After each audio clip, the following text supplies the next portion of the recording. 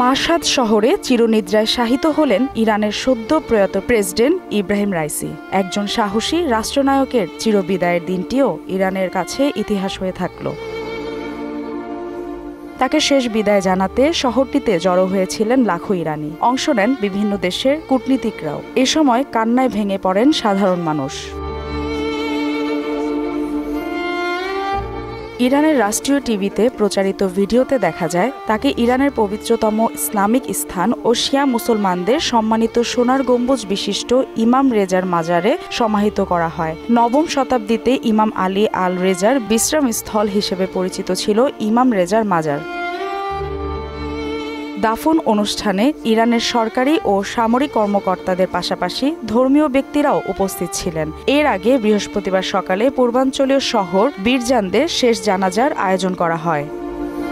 Walton fridge কিনে অনেকের মতো আপনিও হয়ে যেতে পারেন মিলেনিয়াল। সেরা পণ্যের সেরা অফার। এরপর রাইসির মরদেহ পূর্ব আজারবাইজানের রাজধানী মাশহাদের বিমানবন্দরে আনা হয়। সেখানে তাকে গার্ড অব অনার দেওয়া হয়। এরপর একটি মোটর শোভাযাত্রায় তাকে শেষবারের মতো শ্রদ্ধা জানায় তার শহরের মানুষ। তাকে শেষ বিদায় জানাতে আসা মানুষজনের হাতে ছিল রাইসির ছবি সংবলিত প্ল্যাকার্ড ও ইরানের পতাকা। এই সময় তার মরদেহ ঘিরে মানুষের আহাজারি দেখা যায়।